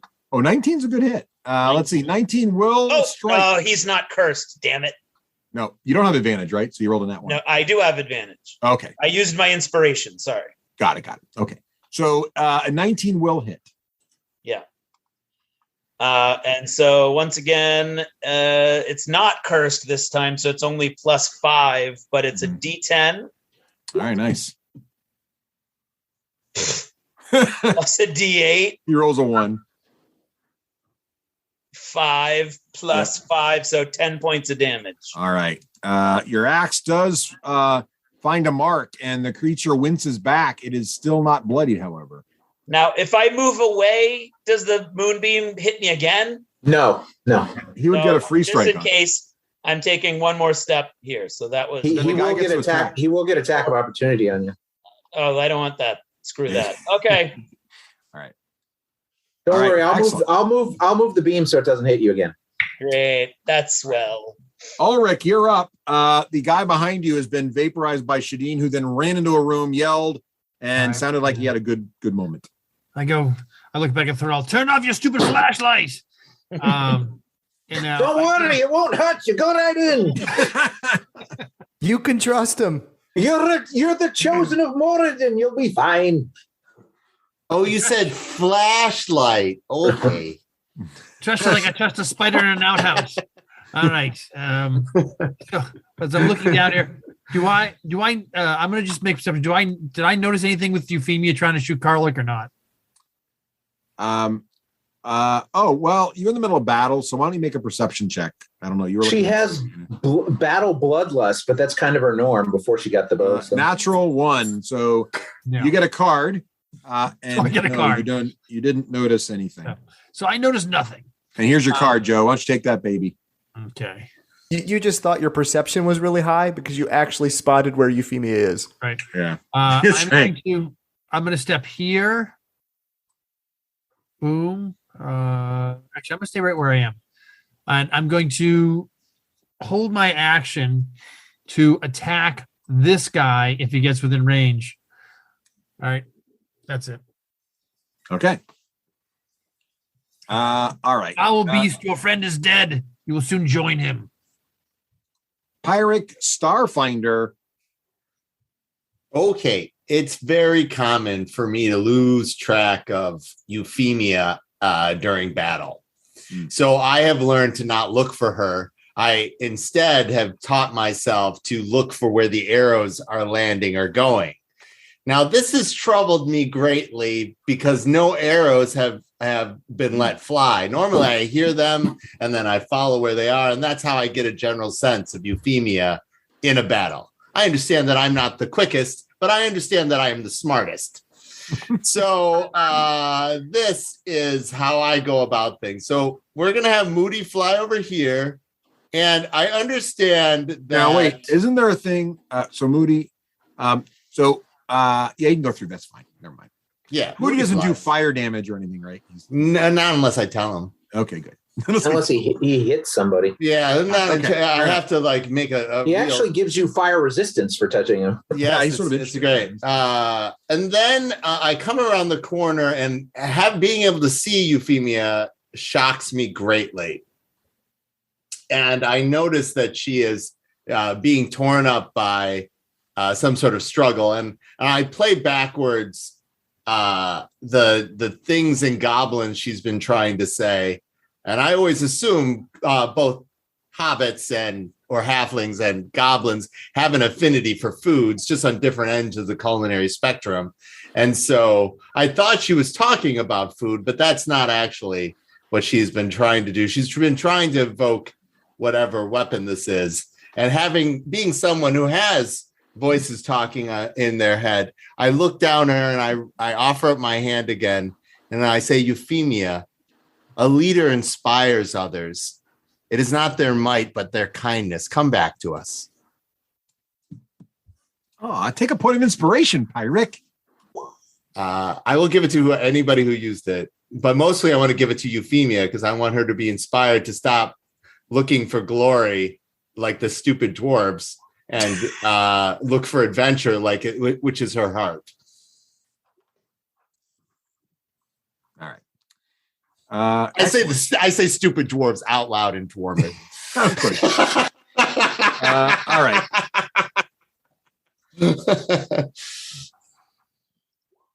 Hopefully this will help you, Euphemia. I hope it gives you an advantage on righting your wrongs. Now, Rafe. All right. So anything else, Pyrrhic? That was a very touching thing. I try to lift her up into the warmth of Moody and sit her like between like myself and Moody's neck, like you would a hobbit. All right, excellent. So now it is the creature's turn. The sole remaining. Make a Constitution save. He's going to make a Constitution saving throw. Oh, fail you. +4. Undead bastard. So that is a 20. So that would be success. So go ahead, John. He takes 16, so half of 16 is 8. 8 radiant damage. 8 radiant damage. And let me just get that sheet up here. I believe still not bloodied. This I want it noted for the record, Russ, that the entire party failed to save against sudden role playing and was stunned into silence. I know. All right. So the creature decides to. So let's see. I want to think about this for a minute because I think when you leave, this is interesting. So it's going to pass through the wall here to the left. Now, what's interesting about this move is I think you don't get a free strike on it because it kind of just goes right through the wall. So it kind of slides through the wall and then it goes, oh, no, actually it can't. Never mind. Nope. I think technically you would because it's the square. You can't. It doesn't leave work the anyway. square. It thinks about going through the wall and then it remembers a problem, so it doesn't. And instead, it just is going to, it wants to get out of this glowy thing, but then also it's got this spirit dude in front of it who's going to free strike him with that spirit blade, that shadow blade, and that shadow blade really hurt. So what it's actually going to do is it actually is going to just stand there, take 2 swings at Shadeen, and then do something. So Shadeen, you ready? Here comes 2 attacks. I was born ready. You might not be when you get hit. I was hatched ready. All right. Its sword is plus 7. So we've got a 21 and a 12. So the 12. Oh, he misses. The 21 feels like it hits though, right or no? Yeah, it feels like it does, but it doesn't. Okay. It doesn't? Not in my head. Okay, but it does. So the 21 hits. This is cooperative storytelling, isn't it? Yeah, but not that cooperative. Okay, so we're gonna take 2d8 necrotic from his rending claws here. Mm-hmm. So you're going to take as +4. So 2d8 +4. So you're going to take 9 + 4 is going to be a whopping 13 points of damage. And then he just floats right inside of you. Ooh, that's going to suck. And he's just inside of you now. And you just feel him like eating at your soul and the shadows and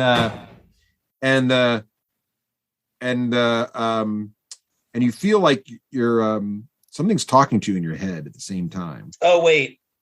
Yes. When he hurts me, yeah, I'm going to unleash hellish rebuke on him. So he's got to make... What does your shroud do for you? That does an extra D8 damage. Oh, that's what that comes from. Yeah, damage when I Okay, attack. got it. I was just curious. The hellish rebuke... 3d10. It's going to be 3d10, but I'm trying to see what the save is on. Dexterity save. Dexterity save. All right, he's on it. Here he goes. His dex is +4. He's pretty speedy. Got to fail save sometime. He's making every single one. He does. He does. Because it's a 15. Yeah. So he makes it. So +4. Oh, +4. I thought you said +4. Yeah, so he does fail. Spirit Shroud. It's not an attack. Oh, is this an attack I'm making? It's a spell. No, it's not an attack. No, it's not. Attack is different from that. Yeah. Okay, so it's 3d10 fire damage. Ow. An attack, you have to make an attack roll. Jesus. 10. He's resistant to fire damage, so he'll take 5. Well, that was a waste of a spell. All right. Okay. Well, it's not waste. It still hurts. Just didn't hurt. Oh, I have to make a concentration check again for my spirit friends. Yes, you do, because you got whacked with a sword. Hellish Rebuke is gone. And I need to come up over here. And I need to do one of these. Spirits seem to be on the move. And natural 20.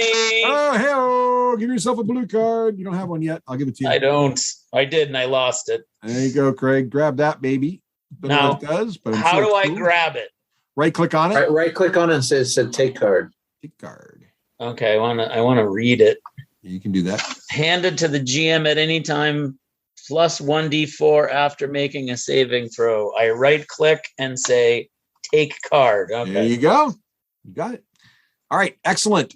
Okay. So the creature is now inside of Shadeen, just tearing at his soul. Shadeen, you felt a message in your head. Is that what that was? That's what that was.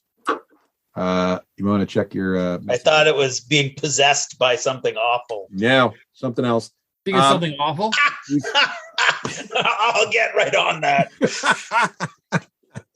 All right, Euphemia, you're up. Okay, so Euphemia is not used to having things talk inside her head. Let it be goblin. A lot of that going around today. This is very disorienting. So when she spoke that goblin phrase, she of course was aiming it at the skeleton warrior and just didn't want to let the arrow fly into her friend whose skeleton warrior was inhabiting the body. So she goes to draw the arrow at the skeleton warrior, and then when the bow starts to orient itself to Karlik, she's going to use Karlik's bardic inspiration and Pyrrhic's talking to her to begin to stop being a victim of the bow. And she's going to insert her intelligence over the bow and say, no, not my friend. She says this out loud. Not my friend Karlik, the skeletal warrior. And she's going to try to reorient the target. Shadeen's a good choice. So go ahead.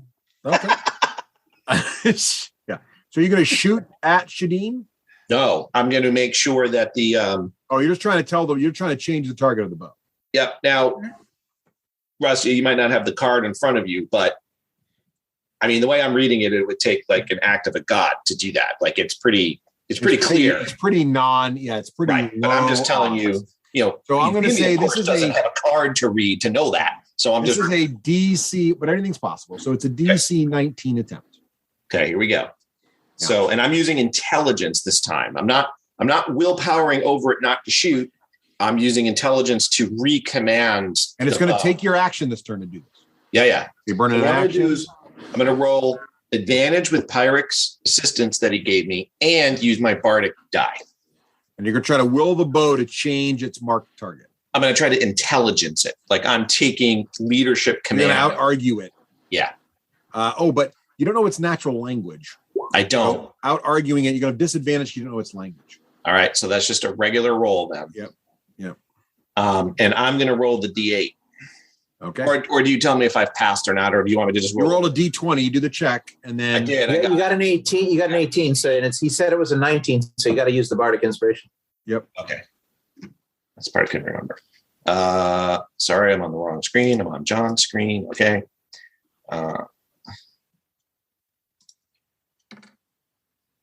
Woohoo! You do. So the bow is really it mutters some phrases in Goblin that you don't understand in your head. And then it says again 2 words that you do understand.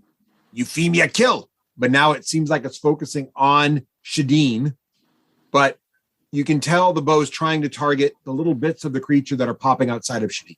Yes, exactly. So it seems like you've reoriented it, but man, did it take a lot of work. Yep. And I'm going to do a couple more things to it here. All right. With my emboldened leadership that both Pyrrhic and Karlik gave me, I tell the bow that if it tries to fight me, I will make its string ache. And when it agrees with me, the string will feel calm and not ache. All right. You does double damage to wooden bows. I'll let you alone with you and it'll be ugly.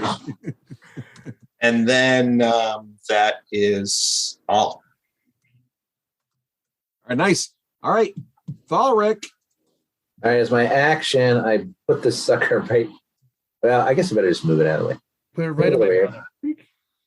And then I'm going to run up here. 1, 2, 3, 4, and I will cast a healing word on Shadeen.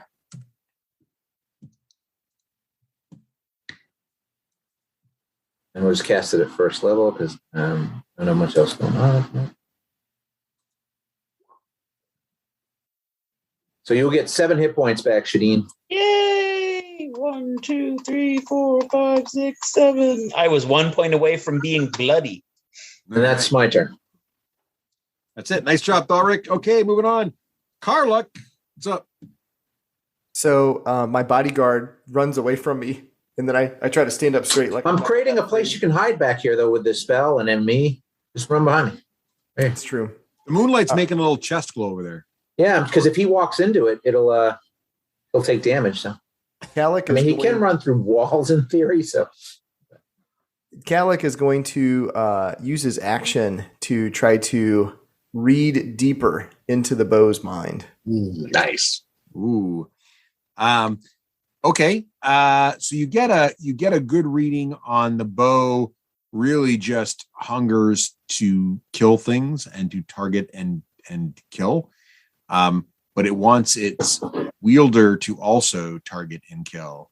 And targeting and killing is just the most effective way to solve every problem. Everyone should just do that all the time.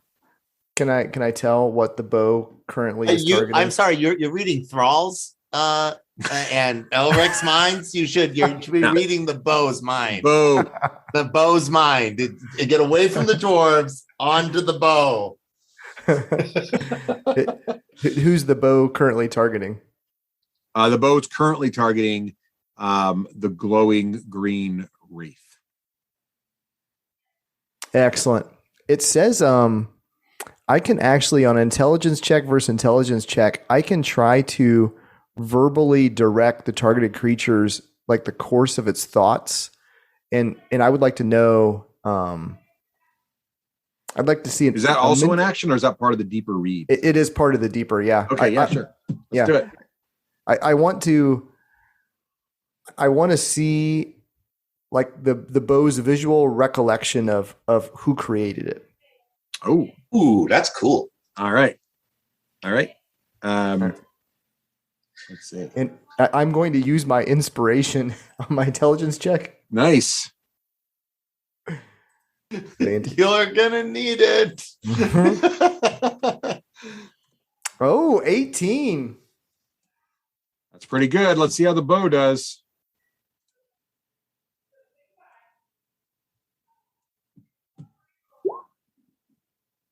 Nine. So you're getting a good read, and you're seeing several different faces of different creatures who have wielded this bow, and it's going back in time, and you can tell it's just doing different faces of different creatures. There were several bugbear archers, big bugbears who have wielded this bow, but then also as it goes back farther, there were goblins who wielded the bow as well, and a wide variety of these things. And you can see this one goblin, it's just sort of a mind's eye picture forms. You don't get a name, but you get a mind's eye picture of this goblin, and he's in like a forge, and he looks like he's a smith. He's got the hammer there, and he's got all the gear. And the bow has some metal elements to it. It's got a metal grip that's wrapped, and it's got some little metal tips on the end. And you can see he's forging those pieces and adding them to it. And nearby there is a goblin cleric, and he's shaman, and he's doing some little chanting as he's forging the bow. Nice. All right. So Kalik's going to try to remember this so he can explain to it later to Pyrrhic, and hopefully it can be used to help us kind of try to control this bow. Because if it's been wielded by weak-minded bugbears and goblins, so certainly Euphemia can control this bow. So Kalik is going to step forward and kind of do like a slap to the back on Euphemia and just give her a nod and another bardic inspiration. Nice. All right, Kalik's turn. All right, excellent. All right, and now it is time for Shadeen to take some damage. Shadeen, what are you gonna do? I am filled with the universe. You must get out of me. Yeah. So first, you got to make a Constitution saving throw, because this creature's in there, just sort of like, eating at you from the inside. How did we do? A 6 is not great. 6? This thing is showing me incorrect information. Yeah, not great. You rolled a 3, but then a +3 is a 6. So what's going to happen here is you're going to take a lot of necrotic damage. So I'm going to roll 48 for you here. When I say we do. No. So you're going to take 16 necrotic damage, and that also reduces your maximum hit points by 16 as well until you take a long rest. So, okay. And Shadeen, max hit points are down. All right. Yeah. So it just you feel like your life energy, like you feel like it's just taking literally years off your life. This thing just sucking the energy out of you. No, that's exactly how I feel. Yeah. So you can now do whatever you want. It feels like it's not attached to you though. Like you probably can. Yeah. So I can move like that. Yeah, for sure. And then I can hit him twice with my axe. Yeah, you could do that. Yep. Okay. So swing number 1. No, that's not going to do it. His shield appears and it deflects off of it. And swing number 2. I'm so weak. How about a 23? That'll hit. It's a 27. That'll hit. Okay, so I got to do a Constitution save, or I lose my little spirit friends. I still have my little spirit friends. So that will give me a D10 plus a D8. So that's 9, 13 more points of damage. Ooh, that definitely leaves a mark. And he is now just bloodied. And as you pull away and you swing at him, your first blow, he deflects. The second blow cuts deep into him. And it's probably because with his offhand, he was sort of starting to, some of your life energy was still kind of draining out of your body as you pulled away from him. He's kind of just kind of sucking it all up. Yeah. Yeah. It can be distracting. Yeah. Anything else, Shadeen? No, that's all I got. All right. Ulrich, you're up. Morden will smite you finally. I use my vow of enmity against this guy right here. Ooh. So it's going to give me advantage for the next minute and all my attacks against him. Oh, nice. All right. We are going to open a can. Oh, the spirits are dragging this guy down now, so his speed is reduced by 10. All right. Okay. At the beginning of my turn, I can keep doing you have got to be kidding me. Oh, no. Wow. It looks like 2 natural ones. Oh, let me go to the deck of cards. What are the chances of that happening? 2 attacks, Joe, or is that just advantage? That's advantage. Critical fail deck for players. Let me just see what's in here. We've had some doozies in the past, haven't we, guys? Oh, the memories. All right, I'm just going to find one here. Here we go. All right. You're using a blade, right? Yep. Okay. He does the creature does a quick riposte. So what you need to do, or Craig, how do you pronounce that? Riposte. Thank you. Thank you. Craig's a fencer. I just have to ask this thing. Make a DC 18 strength or dexterity saving throw. Joe, I'll allow either. You can choose one or the other. Strength or dexterity. Which is your best one? Strength for sure. 12. Okay. So it's DC 18. So basically, he locks your weapon in his, and then slams it into your face. So you take your own damage back at you. You have to roll a hit. That's it. No, it's just automatic. You screwed up.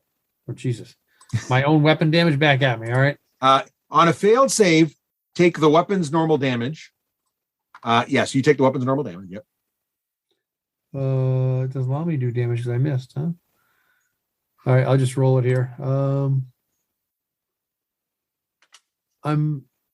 It's D8 plus 4 plus 5 because it's plus 1. Yeah. So I'm just gonna roll it out separately.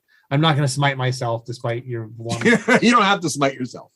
So D8. So I get 6 plus plus 4, and I'm gonna have to make a Constitution save to not lose my there you go.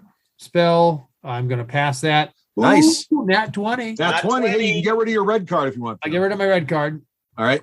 Then I'm continuing to reading because this one's called disgraceful. So then after that, he gets an attack of opportunity against you with advantage. Here it comes. It's both. Holy smokes. Yeah, he does. All right. Here it comes.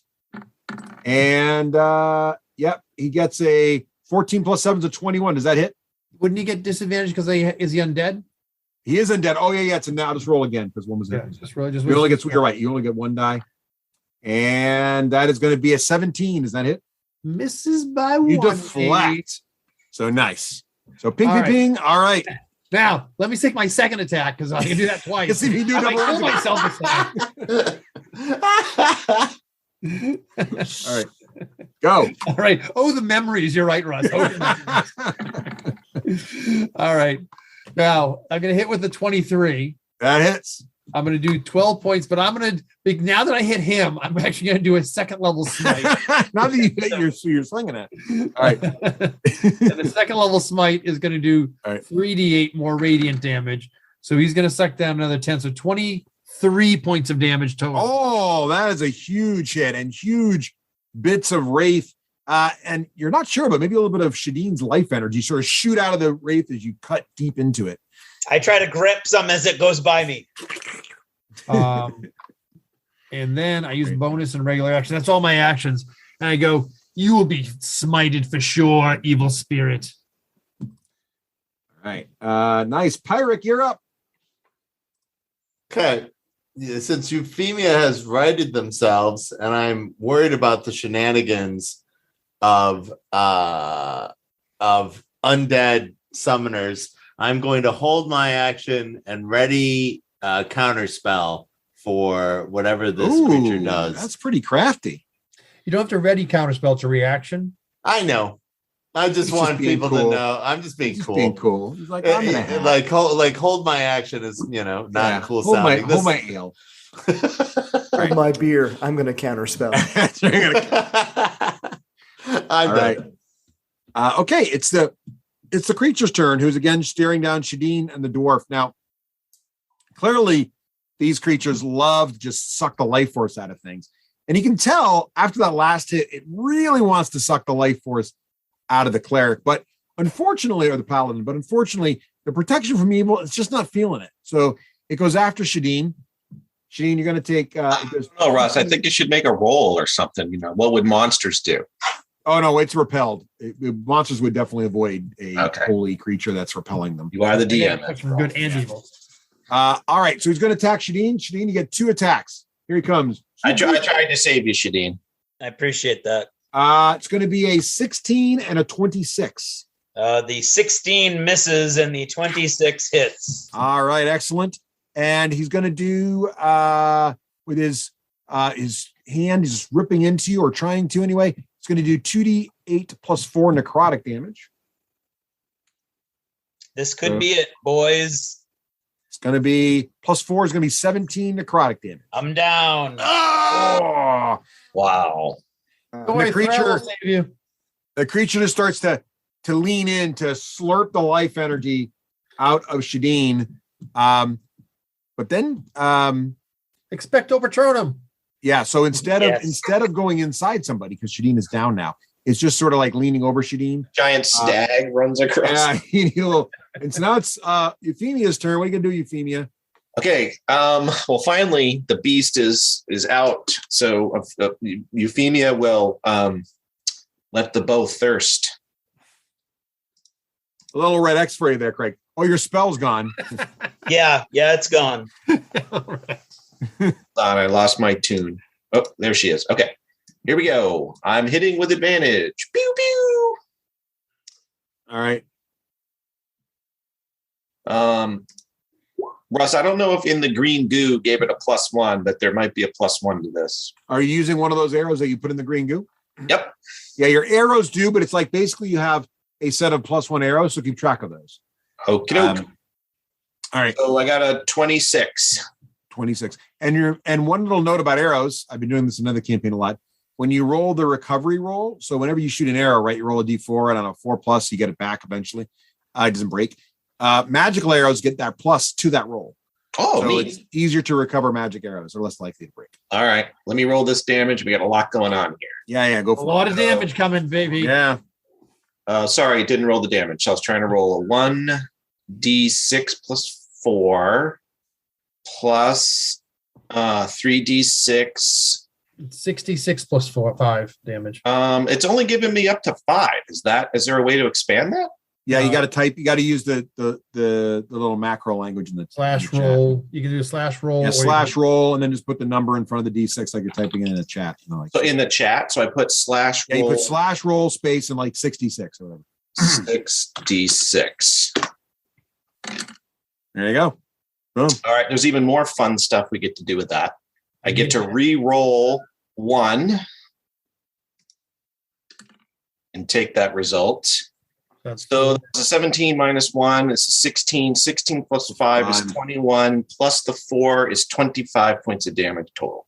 25. Wow. And it's a plus 1 arrow, so 26. Yes. Thank you. Nice. He is still up, but the arrow sinks deep and distracts him from trying to slurp the last little bit of life force that's inside the fading, beating heart of Shadeen. And a quick question. I thought John told me in his campaign he does a D6 and on a 4, 5, 6 it's recovered. Is I've been doing it wrong and it's supposed to be a D4? No, D6. D6, yeah. Okay. And then I get a +1 to that. All right. I don't have to hold up the turns. I'll just do that on my own. It's still 50-50 though. So yeah. D4, okay. D6. Just want to make sure I wasn't. But a D6 doesn't matter when you start adding the pluses. All right. And then, by the way, a 1's always a failure no matter how many pluses you got. Oh, okay. Good. +4 arrows still break, basically. All right. I got it. Okay.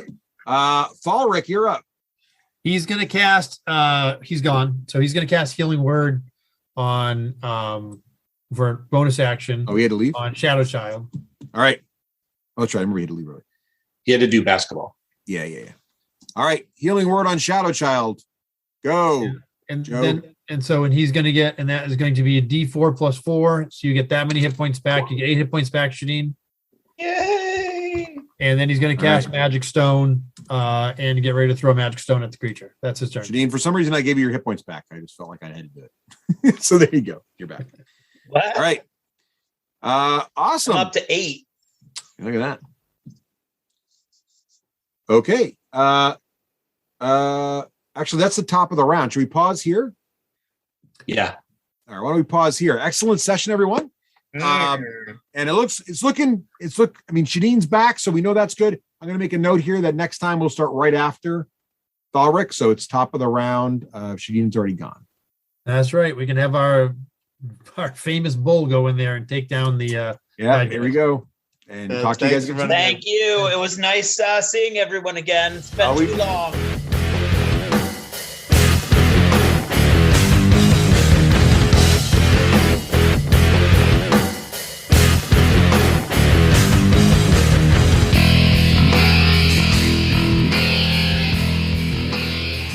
Achievement unlocked. You've made it to the end of another D6 Generation episode, the podcast whose humor has universally been acclaimed as not too horrible. Please let us know what you thought of the show by emailing us at info@the d6generation.com. If for some inexplicable reason you actually enjoyed this show, you can help others find out about it by leaving positive reviews on iTunes. Thanks for listening and happy gaming.